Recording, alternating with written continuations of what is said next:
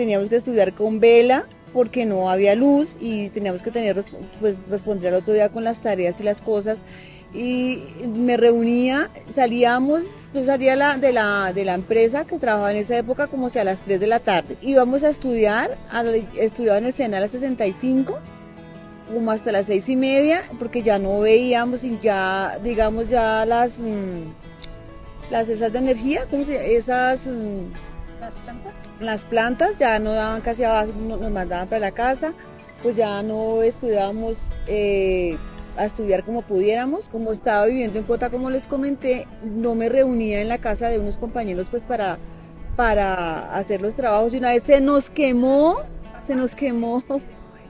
con la vela porque no nos dimos cuenta y prendíamos varias velas pues para poder ver mejor, y se nos quemó el mantel de la mesa del comedor de la casa de la mamá de uno de los compañeros. Bueno, hace 30 años pasaron muchas cosas. Primero tuvimos un apagón larguísimo, casi 18 meses con racionamientos de 8 horas promedio en los principales centros de consumo, y eso generó unos impactos económicos monumentales. Pero yo me atrevería a decir que las principales lecciones fueron: uno, construir una nueva institucionalidad del sector. Esa institucionalidad reconocía que una cosa era la política pública, otra era la planeación, otra era la regulación y otra era la supervisión. Eso le dio origen a la Unidad de Planeación Mineroenergética, a la Comisión de Regulación de Energía y Gas, a las funciones de la Superintendencia de Servicios Públicos Domiciliarios. Esa institucionalidad es súper clave para poder desarrollar todo lo que se hizo en las siguientes 3 décadas. La otra cosa que creo que fue muy importante es una normatividad clara que mandó señales de largo plazo, la Ley 142 y la Ley 143. En esa yo rescataría, dentro de las muchas cosas que tiene ese desarrollo normativo, que se mandaron señales de largo plazo que permitieron construir algo que en lo personal creo que es muy potente, lo que se hizo hace 30 años, y es confianza entre los inversionistas, la señal regulatoria y la posibilidad de hacer inversiones con horizontes de 10, 20 o 30 años de acuerdo, digamos, a las necesidades de inversión.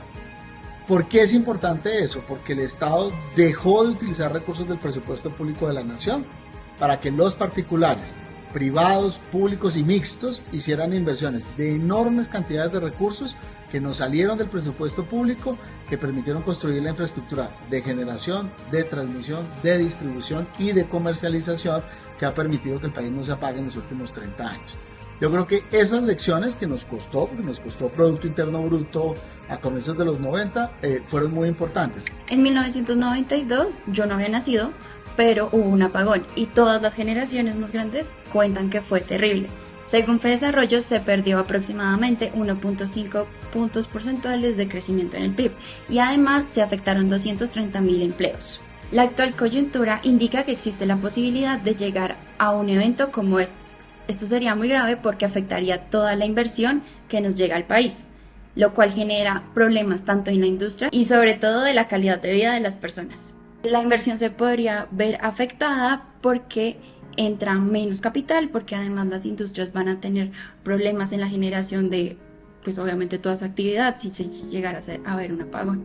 En esa oportunidad vamos a tener probablemente un escenario un poco diferente en términos de el impacto económico o posible impacto económico. Tenemos capacidades para importar gas, tenemos capacidades para lograr que la generación eventualmente no se vea tan afectada, y no se puede descartar que eventualmente se llegue o no a un racionamiento, pero podría ser un impacto menor que el que se vivió al inicio de los 90. Eso no deja de ser un impacto relevante, especialmente en un momento en que estamos apenas hilando la recuperación de la economía colombiana. Eso no quiere decir que el sistema deba ser estático, no quiere decir que esas normas no se tengan que revisar, no quiere decir que no haya mejorías que haya que hacerle al sistema, pero yo creo que la gran lección de construir una institucionalidad, un marco normativo y unas señales de política pública nos han permitido llegar a este punto, llevar niveles de cobertura cerca del 97% del país, con una matriz de generación que es envidia en muchos países, 80% en promedio de generación de energía limpia.